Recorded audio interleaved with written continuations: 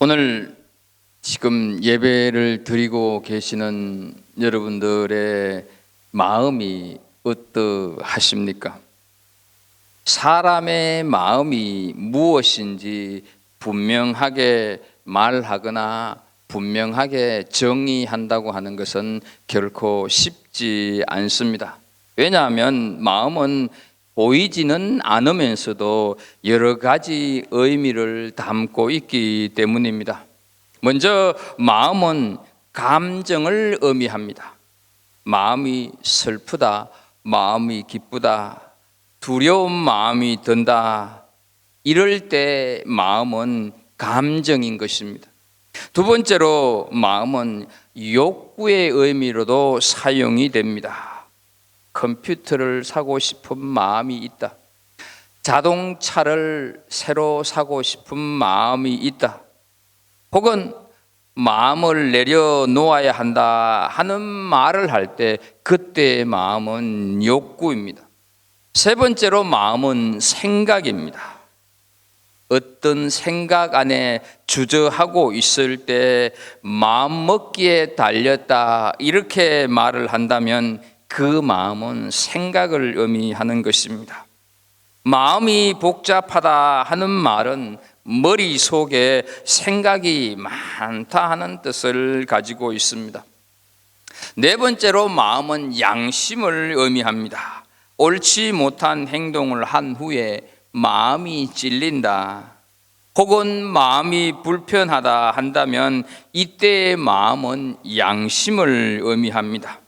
이렇게 볼 때 마음은 그 사람의 행동이나 그 사람의 말을 지배하는 대단히 중요한 인간됨의 요소라고 할 수가 있을 것입니다.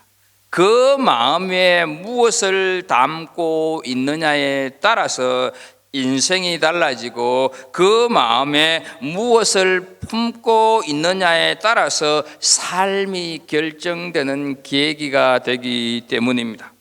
그래서 잠언 23장 7절을 보게 되면 대저 그 마음의 생각이 어떠하면 그 위인도 그러한즉 이렇게 말씀을 하고 있습니다. 또 잠언서 4장 23절 말씀을 보게 되면 모든 지킬 만한 것 중에 더욱 네 마음을 지키라, 생명의 근원이 이에서 남이니라 말씀을 하고 있습니다. 오늘 우리가 함께 읽은 말씀은 이렇게 시작이 됩니다. 너희 안에 이 마음을 품으라, 곧 그리스도 예수의 마음이니, 예수의 마음을 품으라 하는 이 말씀은 너희 마음에 그리스도를 두라, 너희 마음을 그리스도로 세팅을 하라 하는 뜻을 가지고 있습니다. 어떤 성경에는 또 마음을 태도로 번역을 하여서 그리스도 예수의 태도를 품으라 이렇게 번역하는 성경도 있습니다. 오늘 우리가 읽은 빌립보서는 바울 사도가 감옥에 갇힌 상태에서 빌립보 교인들에게 보낸 하나님의 말씀이라고 하는 것을 우리는 익히 알고 있습니다. 당시 빌립보 교회는 로마 제국을 앞세워 교회를 공격하고 있던 유대주의자들의 엄청난 도전을 받고 있었습니다. 유대주의자들이 가장 극렬히 교회를 핍박한 내용은 당시 교회의 신앙 고백이었던 예수님이 곧 그리스도와 주다 하는 사실을 공격했던 것이죠. 로마 황제가 죽어 그 로마 황제가 신의 아들이기 때문에 로마 황제를 숭배하지 예수를 주라 하는 것은 다른 존재를 주로 다른 존재를 숭배하는 것이므로 그것은 바로 이 로마에 반역하는 반역죄에 해당한다 하고 몰아가면서 로마의 권력이 교회를 핍박하도록 유도했다 하는 사실이죠. 하지만 예수가 주시다 하는 고백은 바울 사도에게 있어서는 절대로 포기할 수 없는 생명보다 더 소중한 고백이었고 찬송이었습니다. 그래서 그는 감옥에 갇힌 상태에서 그 거센 도전 앞에 놓여져 있는 빌립보 교회에 예수가 그리스도라고 하는 사실은 절대로 포기할 수 없는 진리다. 그러니 굳게 지킬 것, 그것을 교훈하고 있는 것이 빌립보서 2장의 내용입니다. 다시 오실 주님을 소망하며 살아가는 우리 역시 초대교회 못지않는 엄청난 도전에 직면하면서 하루하루를 살아가고 있습니다. 물론 우리는 신앙 때문에 감옥에 갇히거나 신앙 때문에 매질을 당하는 물리적인 핍박은 없습니다. 혹은 신앙 때문에 연금이나 의료 혜택을 받지 못하는 제도적인 박해는 없습니다. 그러나 종교 다원주의를 필두로 뉴에이지 동성애를 비롯한 무분별한 성윤리는 이미 공교육인 학교 교육의 붕괴를 가져왔었고, 더불어 가정 파괴를 부채질하고 있는 도전을 우리는 받고 있는 현실입니다. 이런 정신적이고 영적인 절대 가치가 무너지는 심각한 현실 앞에서 본문은 오늘 우리로 하여금 예수님의 마음을 품고 살아서 밀려오는 여러 도전들을 이겨내라 말씀을 하고 있는 것이죠. 또한 오늘 임직받는 6분을 비롯한 우리는 그리스도의 마음을 품는 것이 어떤 것인지 잘 알아서 그 마음으로 하나님이 피로 값주고 세우신 이 교회를 섬길 수 있기를 소망합니다. 먼저 우리는 그리스도가 주가 되신 예수님은 하나님이라고 하는 사실을 알아야 하는 것입니다. 본문 6절을 보게 되면 그는 근본 하나님의 본체시나 하나님과 동등됨을 취할 것으로 여기지 아니하시고, 예수님이 누구신가 하는 것은 어제 오늘의 물음이 아닙니다. 초대교회 때부터 있었던 수많은 사람들의 질문, 예수 그리스도는 누구신가 하는 것이었습니다. 이 6절 9절을 공동번역 성경에서는 그리스도 예수는 하나님과 본질이 같은 분, 이렇게 번역을 하고 있습니다.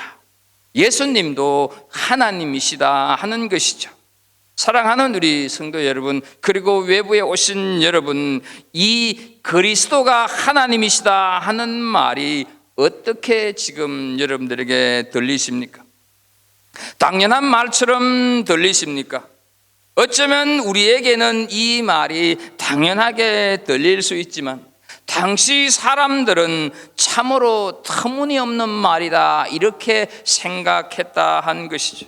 베들레헴에서 태어나 나사렛에서 자란 청년 예수, 심지어 배고플 때 같이 밥을 먹었고 같이 화장실을 가고 같이 잠자고 같이 웃고 같이 울던 인간 예수가 하나님과 동일한 분이다 하는 사실을 어떻게 받아들일 수 있었을까 하는 것이죠. 그래서 예수님은 하나님이시다 하는 이 말을 동의할 수가 없었고 믿을 수가 없었다 하는 것이죠.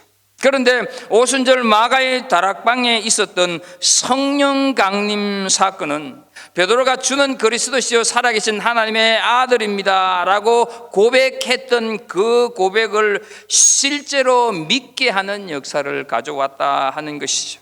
그래서 사도행전 2장 36절 말씀을 보면, 그런즉 이스라엘 온 집은 확실히 알지니 너희가 십자가에 못 박은 이 예수를 하나님이 주와 그리스도가 되게 하셨느니라, 이렇게 고백을 하고 있는 것이죠. 예수님이 하나님이라고 하는 사실을 오늘 우리들은 분명히 믿는 은혜가 있기를 축복합니다. 골로새서 1장 15절에 보게 되면 그는 보이지 아니하시는 하나님의 형상이시요 말씀을 하고 있습니다. 그러나 여전히 예수님을 하나님으로 믿지 못하는 사람들 그때나 지금이나 허다하게 있다 하는 사실이죠. 그들은 스스로 인심을 쓰듯이 조금 양보를 해서 예수님은 공자와 같은 성인 중에 한 사람이다, 뛰어난 도덕성댕이다 라고 말을 하면서 그들은 여전히 거기에 머물러 있는 사람 많다 한 것이죠. 예수님을 자기 수준에서 생각하고 판단하여서 폄하하는 사람들이 우리 주변에는 허다하게 있다 한 것이죠. 그러나 히브리서 1장 3절에 보게 되면 예수님을 가리켜서 하나님의 영광의 광채시요 본체의 형상이시라 말씀을 하고 있습니다. 온 천지가 변한다 할지라도 예수님이 하나님이라고 하는 사실은 불변하는 진리입니다. 이 진리를 믿는 사람, 이 진리를 업신여기지 않는 사람, 이 진리를 저버리지 않는 사람이 예수 그리스도의 마음을 품은 사람인 줄로 믿습니다. 두 번째로 겸손한 마음을 품어야 그것이 예수님이 품고 있었던 마음이다 말씀을 7절에서 하고 있습니다. 오히려 자기를 비워 종의 형체를 가지사 사람들과 같이 되셨고, 우리는 조금 전에 예수님은 본래 하나님의 본체라고 하는 것을 살폈습니다. 그러나 하나님과 동등됨을 취하지를 않았습니다. 자, 그러면 예수님이 무엇을 취했을까? 바로 종의 형체를 취했다 하는 것이죠. 여기서 우리가 주목해야 할 것이 있습니다. 예수님은 하나님의 동등됨을 버리신 것이지 하나님의 본체이심을 버리신 것이 아니라는 것이죠. 예수 그리스도는 종의 형체를 가졌음에도 불구하고 여전히 하나님이시다 하는 것이죠. 하나님인 동시에 인간이셨다 하는 것이죠. 예수 그리스도가 종의 형체를 가졌다고 하는 것은 자기를 비웠다는 뜻입니다. 비우다고 하는 표현은 예수 그리스도께서 지니고 있던 영광스러운 그 놀라운 지위를 잠시 뒤로 한 채 종의 형체를 입으셨다 하는 의미입니다. 비운다고 하는 말은 아무것도 없는 상태, 무가치한 존재로 여겼다 하는 것이죠. 이것이 어떻게 가능할까? 그러나 빌립보서에서 바울이 우리에게 말씀하고 있는 것을 본다면 바로 이 종의 형체를 가진 것을 겸손으로 표현을 할 수가 있다 하는 것이죠. 다른 사람을 나보다 낮게 여기는 것, 그것이 바로 겸손입니다. 예수님께서는 하나님이시면서 스스로 낮추어서 겸손을 보이셨습니다. 우리가 잘 알고 있는 성 어거스틴에게 한 수도사가 기독교의 제일 되는 덕목이 뭐냐 물었을 때 이 어거스틴은 겸손이라고 대답을 했습니다. 그러면 기독교의 두 번째 큰 덕은 무엇입니까? 물었더니 다시 겸손이라고 대답을 했습니다. 그래서 수도사가 그럼 세 번째로 기독교의 큰 덕목이 뭐냐 물었을 때 여전히 어거스틴은 세 번째도 겸손이라고 대답을 했습니다. 그러면서 이 어거스틴은 이런 말을 또 했습니다. 천사를 마귀로 돌변하게 한 것은 교만이었다. 반면 사람을 천사로 만드는 것은 겸손이다라고 했습니다. 우리가 그리스도의 마음을 품는다고 하는 것은 이와 같이 그리스도께서 자기를 비워 종의 형체를 가지신 그 겸손한 마음을 가진다는 것을 우리는 기억해야 합니다. 사랑하는 우리 성도 여러분, 처음에는 누구나 다 겸손할 수가 있습니다. 1, 2년은 누구나 다 겸손할 수가 있습니다. 그러나 끝까지 겸손하는 것이 그것이 참 겸손이라고 하는 것을 꼭 기억하시는 은혜가 있기를 축복합니다. 세 번째로 예수 그리스도의 마음은 자기를 낮추는 마음, 이것을 품어야 된다 하는 것이죠. 8절 상반절에 보게 되면 사람의 모양으로 나타나사 자기를 낮추시고, 예수님께서 자기를 낮추신 것은 바로 사람의 모양으로 나타났다 하는 데서 잘 알 수가 있습니다. 하나님이 인간이 되셨다 하는 것, 자기를 낮추셨다 하는 것이죠. 여기서 모양은 감각적으로 인식할 수 있는 외형적인 형태나 구조를 의미합니다. 요한복음 1장 14절 말씀을 보게 되면 말씀이 육신이 되어 우리 가운데 거하심에 우리가 그의 영광을 보니 아버지의 독생자의 영광이요 은혜와 진리가 충만하더라. 말씀이 육신이 되어서 우리 가운데 거하신 그분이 바로 예수 그리스도다 하는 것이죠. 여자의 몸을 통해서 사람의 모양으로 나셨고 줄이고 목마르고 피곤함을 경험하셨습니다. 슬퍼하여서 우시기도 하셨고 육신의 몸이 지니는 최종적인 한계인 죽음도 경험하셨던 분, 바로 그 예수 그리스도 낮아지심의 모습이다 하는 것이죠. 성다미안 신부가 몰로카 섬에서 이 한센 병을 앓고 있는 나병 환자들을 치료하고 복음을 전했으나 그들이 결코 받아들이지를 않았습니다. 자신들은 세상에서 버림을 받았다고 생각을 했고, 그래서 외부에서 오는 구제나 봉사의 손길은 건강한 사람들이 하는 사치스러운 행동으로 여겨서 사람들에게 저들의 마음의 문을 열어주지를 않았습니다. 결국 이 다미안 신부는 하나님께 이런 기도를 올리는 것을 우리는 알고 있습니다. 하나님 아버지, 나에게도 문둥병을 주시옵소서. 그 후 어느 날 다미안은 자신도 문둥병에 걸린 것을 알게 되고 오히려 크게 기뻐하면서 나병 환자가 되어서 복음을 전했다. 그랬을 때 그들이 마음의 문을 열고 예수님을 구주로 영접하게 되었습니다. 이것이 바로 자신을 낮추는 마음입니다. 우리가 품어야 할 마음은 바로 예수님처럼 자기를 낮추는 마음.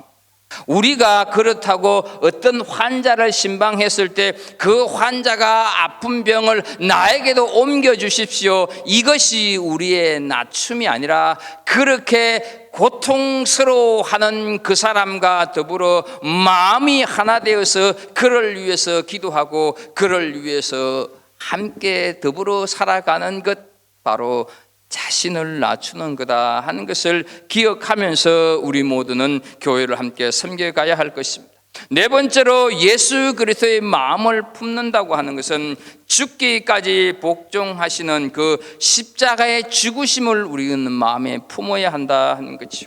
8절 하반절에 보게 되면 죽기까지 복종하셨으니 곧 십자가의 죽으심이라 말씀을 합니다.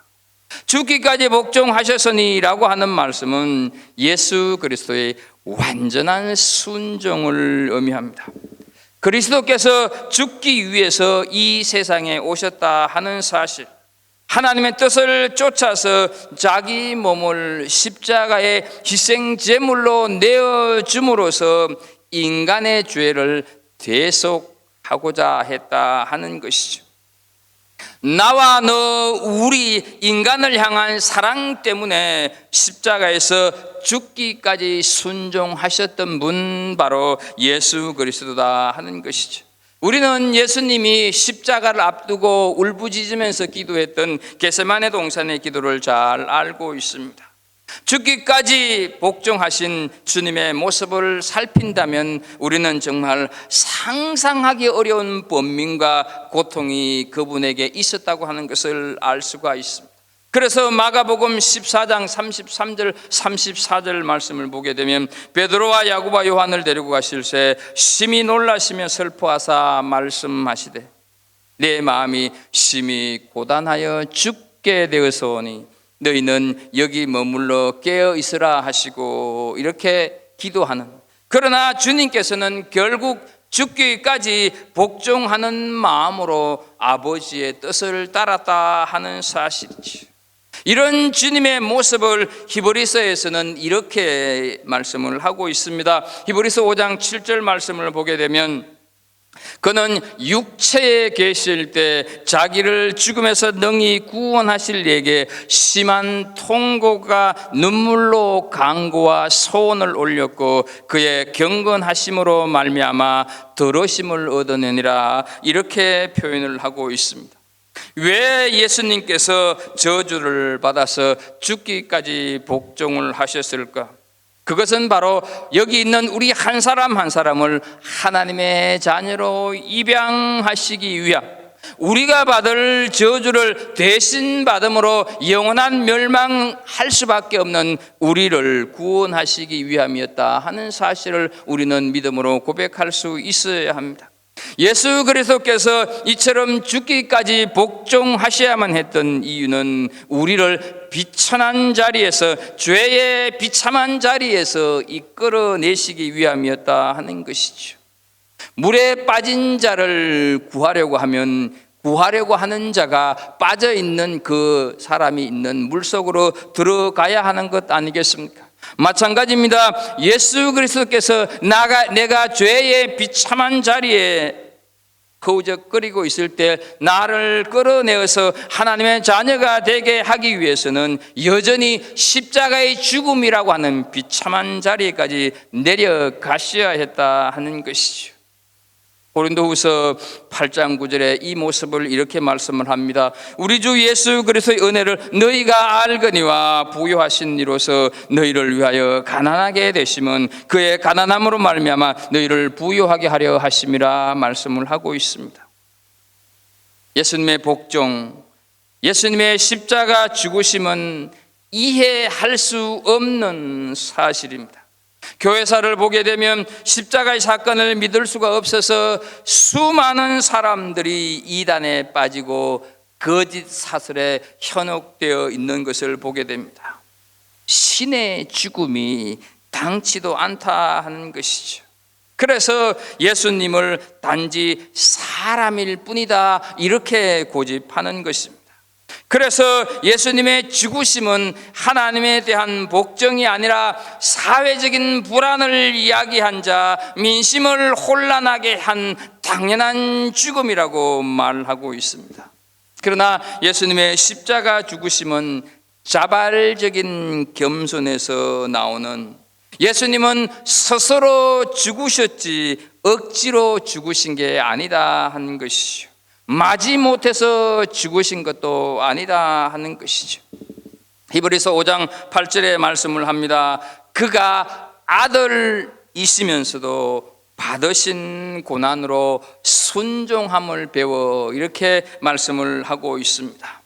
성경의 위대한 모든 성도들은 죽기까지 복종했던 사람들임을 기억하십시오. 그들 모두가 다 예수 그리스도의 마음을 품었다 하는 것이죠. 모리아 산 위에서 아들을 번제로 드려야 했던 아브람, 그 아버지의 단에 묶어야 했던 그것을 보면서도 그대로 순종했던 아들 이삭, 모두가 다 죽기까지 복종한 성도의 모습 아니겠습니까?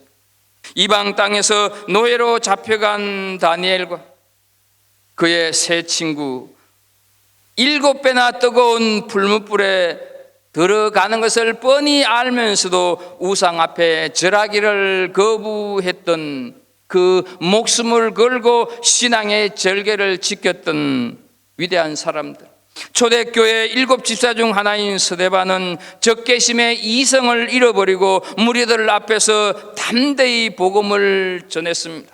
그래서 이성을 잃어버린 그들이 돌팔매질하면서 돌에 맞아 죽어가면서도 오히려 그들을 위해서 기도하는 주님의 마음을 가지고 있었다 하는 것이죠.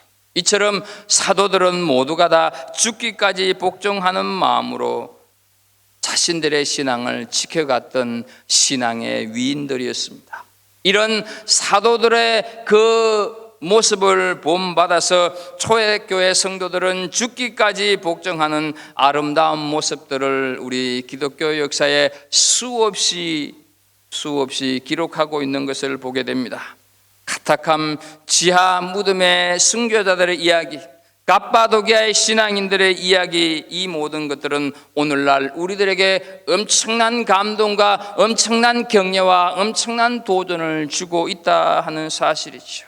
이 사람들의 모습을 히브리서 11장 36절부터 38절에서 이렇게 말씀을 합니다. 또 어떤 이들은 조롱과 채찍질 뿐만 아니라 결박과 옥에 갇히는 시험도 받았으며 돌로 치는 것과 톱으로 켜는 것과 시험과 칼로 죽임을 당하고 양과 염소의 가죽을 입고 유리하며 궁핍과 환난과 학대를 받았으니 이런 사람은 세상이 감당하지 못하느니라 말씀을 하고 있습니다. 이들 모두 다 죽기까지 복종하는 예수 그리스도의 마음을 품었던 사람들입니다. 신앙생활을 하고 있는 오늘 우리들도 우리 앞에 놓여져 있는 수많은 도전과 역경들을 헤쳐나가기 위해서 이런 마음을 품어야 하지 않겠습니까? 사랑하는 성도 여러분, 잘 기억하십시오. 죽은 사람은 말이 없습니다. 내가 죽을 때 교회는 살아날 수 있다고 하는 것을 기억하십시오. 내가 죽어야 이웃이 살아날 수 있다고 하는 것을 기억하십시오. 그래서 요한복음 12장 24절에 내가 진실로 진실로 너에게 이르노니 한 알의 밀이 땅에 떨어져 죽지 아니하면 한 알 그대로 있고 죽으면 많은 열매를 맺느니라 말씀을 하고 있습니다. 예수님은 분명코 하나님입니다. 그래서 그분은 참 겸손하셨습니다. 그분은 낮아지셨고 그분은 끝내 죽기까지 복종하셨습니다.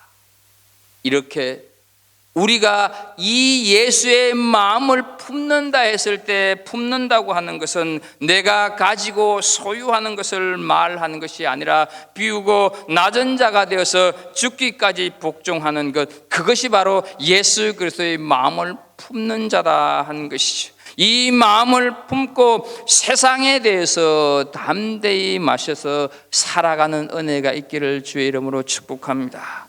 이 마음을 품고 끝까지 하나님의 교회를 섬겨가는 주의 일꾼들이 되기를 예수 그리스도 이름으로 축복합니다. 하나님 아버지, 오늘 우리에게 귀한 말씀을 주셔서 감사합니다. 하나님, 우리가 진실로 예수 그리스도의 마음을 품고 살아가는 하나님의 사람들, 그래서 어떤 도전과 어떤 역경이 온다 할지라도 그 품은 예수 그리스도의 마음을 통하여서 넉넉히 이겨내는 우리 한 사람 한 사람 다 되게 하여 주옵소서. 예수님의 이름으로 기도하옵나이다. 아멘.